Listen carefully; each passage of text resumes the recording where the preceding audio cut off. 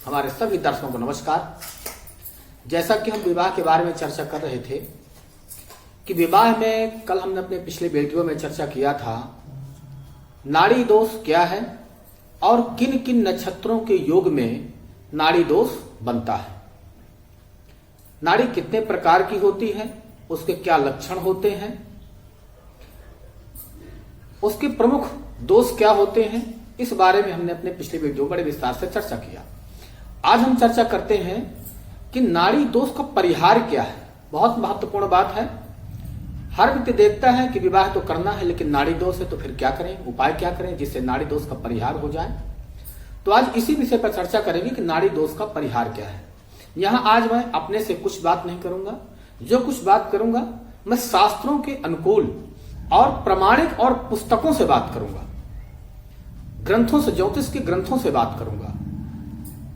तो हमारे पास ज्योतिष के कई ग्रंथ उपलब्ध हैं। उनमें से एक है विवाह बाधा और दाम्पत्य सुख। तो इसमें लिखा हुआ है कि वर कन्या दोनों की एक राशि और नक्षत्र भिन्न हो। यदि वर कन्या की दोनों की राशि एक हो लेकिन नक्षत्र भिन्न हो तो नाड़ी दोष नहीं माना जाता है। यह नाड़ी दोष का प्रथम श्रेणी का परिहार माना गया है। ऐसा विवाह मेलापक अत्यंत शुभ रहता है। इस स्थिति में पाद वेद देखने की भी आवश्यकता नहीं है। दूसरे नंबर में दूसरी शर्त क्या कहता है इसी विषय पे आगे, वर कन्या दोनों की भिन्न भिन्न राशियां, वर कन्या दोनों की यदि राशियां अलग अलग हो और क्या हो, दोनों के नक्षत्र एक हो, राशियां तो भिन्न हो लेकिन नक्षत्र दोनों के एक हो तो भी नाड़ी दोष का परिहार हो जाता है। यह तृतीय श्रेणी का नाड़ी दोष का परिहार है। इसी में अगली शर्त और भी है, यदि दोनों के नक्षत्र चरण, वर कन्या के दोनों के यदि नक्षत्र चरण भिन्न भिन्न हो, यदि वर कन्या दोनों के नक्षत्र चरण भिन्न भिन्न हो तथा नक्षत्र चरणों का पाद वेद नहीं होना चाहिए। पाद वेद क्या होता है आगे हम बताएंगे कि कौन कौन सा नक्षत्र किस नक्षत्र के किस किस चरण को वेदित करता है। पाद वेद नहीं होना चाहिए।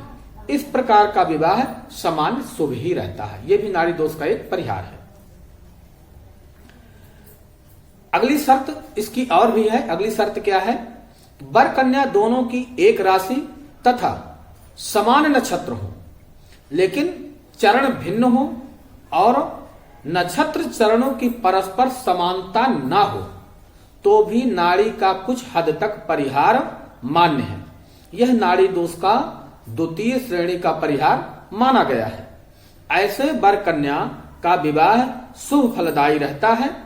इस संबंध में श्रीधर दांते जी का कहना है कि एक नाड़ी के नक्षत्रों में पाद वेद नहीं हो तो नाड़ी दोष का 2/3 परिहार हो जाता है।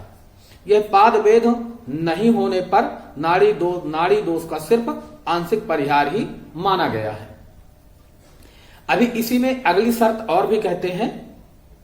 अगली शर्त क्या कहते हैं, वर कन्या के राशि स्वामी यदि, ये बहुत महत्वपूर्ण बात है, वर कन्या के राशि स्वामी यदि शुक्र हो, वर का भी राशि स्वामी शुक्र हो और कन्या का भी राशि स्वामी शुक्र हो, अथवा दोनों का गुरु हो, वर का भी गुरु हो और कन्या का भी गुरु हो, अथवा दोनों का बुध हो, तो नाड़ी दोष का परिहार मान्य है।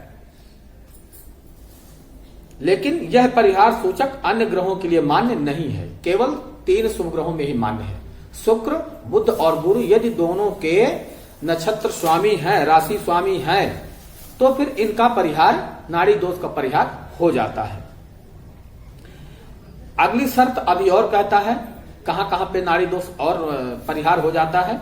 वर कन्या की राशि स्वामियों का नवांश पतियों की मैत्री होने पर, वर कन्या की जो राशि है उन राशि स्वामियों का जो नवांश स्वामी है, तो दोनों के नवांश स्वामी परस्पर मित्र होने चाहिए। पर भकूट गण आज 7 दोष शांत हो जाते, किंतु नाड़ी दोष परिहार नहीं होता। तो यहां पे देखिए बहुत विशेष बात कह रहा है कि यदि वर कन्या की राशि स्वामियों या नवांश पतियों की मैत्री होने पर भी भकूट आदि जो 6 दोष होते हैं वो तो शांत हो जाते हैं, लेकिन राशि दोष शांत नहीं होता, नाड़ी दोष शांत नहीं होता है, नाड़ी दोष फिर भी विद्यमान रहता है। वर कन्या के नक्षत्र आर्द्रा और ज्येष्ठा, मृगशिरा और पुष्य, उत्तराभाद्रपद,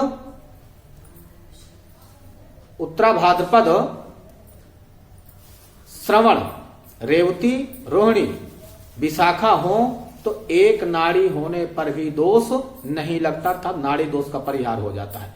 इन अगर वर कन्या दोनों के अगर इन नक्षत्रों का जोड़ा बनता है, कौन कौन से नक्षत्र? आर्द्रा और ज्येष्ठा का जोड़ा बनता है दोनों का, एक का पुष्य और एक का मृगशिरा है। अगर इन नक्षत्रों का जोड़ा बनता है, उत्तराभाद्रपद का और श्रवण का जोड़ा बनता है, रेवती का, रोहिणी का, विशाखा, अगर ये नक्षत्र का जोड़ा बनता है तो भी नाड़ी दोष का परिहार हो जाता है, नाड़ी दोष मान्य नहीं है। यदि बहुत से ज्योतिष विद्वान नाड़ी दोष का परिहार हो जाने पर भी गुण मेलापों पे क्या करते हैं कि उसके नाड़ी के गुण जोड़ देते हैं, लेकिन परिहार होने पर उसके गुण जोड़ना नहीं चाहिए। तो ये तो हुआ नाड़ी दोष का परिहार। अभी ये तो विवाह बाधा और दाम्पत्य सुख नामक ग्रंथ में ऐसा लिखा हुआ है। मुहूर्त चिंतामणि इस विषय में क्या कहता है, मुहूर्त चिंतामणि का मत भी समझ लेते हैं, क्योंकि आज हम इस विषय को चाहते हैं कि जिस प्रकार से समाज में नाड़ी दोष को लेकर के भ्रांतियां फैली हुई हैं, तो सभी भ्रांतियों का शास्त्र सम्मत निराकरण हो, इसलिए आज हम पुस्तकों को, ज्योतिष के ग्रंथों को खोल करके बैठे हुए हैं। ये मुहूर्त चिंतामणि नामक ग्रंथ है, मुहूर्त चिंतामणि है, और आज हम इसमें नाड़ी दोष के बारे में मुहूर्त चिंतामणि का क्या मत है इसमें बात करते हैं। हमने पिछले उसमें चर्चा किया था कि चरण भेद और चरण वेद ये दोनों अलग अलग होते हैं। चरण भेद का मतलब होता है दोनों चरणों में भिन्नता हो जाना, अलग अलग दोनों के चरण हो जाना, ये तो चरण भेद है। लेकिन चरण वेद क्या है? एक नक्षत्र का यदि पहला चरण है तो वह अपने चतुर्थ चरण को विद्ध कर देता है, तो यहां चरण वेद होता है। तो यहां चरण वेद लेकर के बात की गई है। तो मुहूर्त चिंतामणि क्या कहती है कि प्रत्येक नक्षत्र का पहला चरण चौथे से दूसरा, तीसरे से तीसरा, दूसरे से चौथा पहले से वेद करता है। यदि कन्या का जन्म चतुर्थ चरण में हो और वर का जन्म दूसरे या तीसरे चरण में हो तो नाड़ी दोष होते हुए भी नक्षत्र चरण वेद से विशेष घातक नहीं होता, ऐसा मुहूर्त चिंतामणि का मत है। नाड़ी दोष का परिहार मुहूर्त चिंतामणि में भी दिया गया है। मुहूर्त चिंतामणि का मत है कि यदि नाड़ी दोष हो और यदि नाड़ी दोष विद्यमान हो और विवाह करना भी अनिवार्य हो, लेकिन नाड़ी दोष उस विवाह में बाधा उत्पन्न कर रहा हो, तो फिर इसका परिहार क्या करना चाहिए? इसके परिहार में बताया गया है कि मृत्युंजय जप कराना चाहिए, अथवा स्वर्ण का दान करना चाहिए, अथवा गोदान करना चाहिए, अथवा अन्न का दान करना चाहिए या वस्त्र का दान करना चाहिए। इनमें से किसी एक का दान करके अथवा जाप करके नाड़ी दोष को शांत किया जा सकता है। ये विकल्प है, नाड़ी दोष के परिहार का विकल्प है कि यदि अनिवार्य है तो ऐसा करके विवाह किया जा सकता है। ऐसा तो मुहूर्त चिंतामणि का मत है। इसी मत को हम अभी आगे और लेकर के चलते हैं। पूर्व कालामृत का क्या मत है? ये पूर्व कालामृत है, और पूर्व कालामृत का क्या मत है? पूर्व कालामृत का क्या कथन है नाड़ी दोष के विषय में?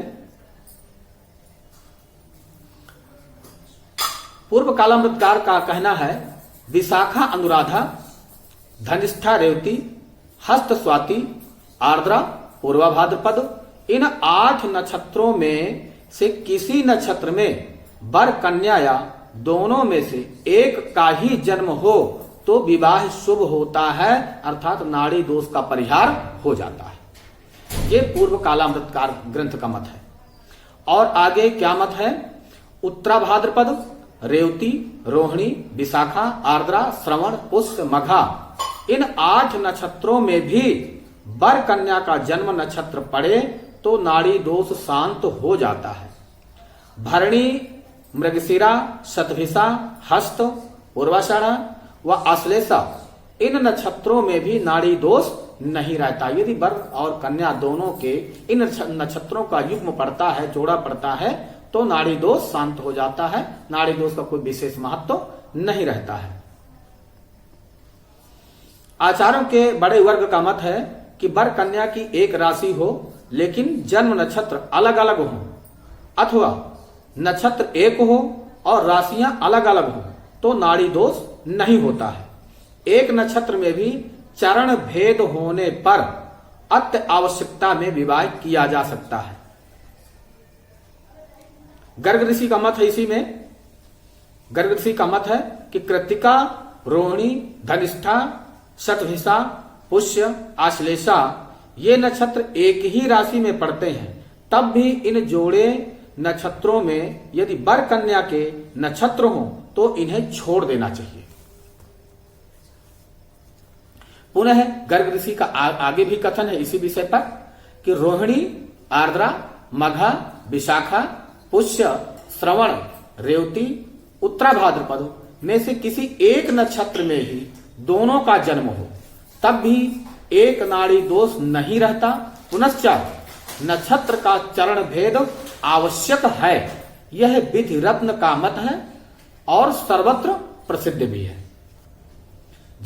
काल निर्णय एवं ज्योतिर्निबंध भृगु आदि के मतों का भी यहां सम्मिश्रण करके बताया गया है कि ऊपर नक्षत्रों की सूची जो दी गई है, फिर भी एक नक्षत्र में पाद भेद अवश्य होना चाहिए। यदि एक ही नक्षत्र है तो पाद भेद, उसमें चरण भेद अवश्य होना चाहिए।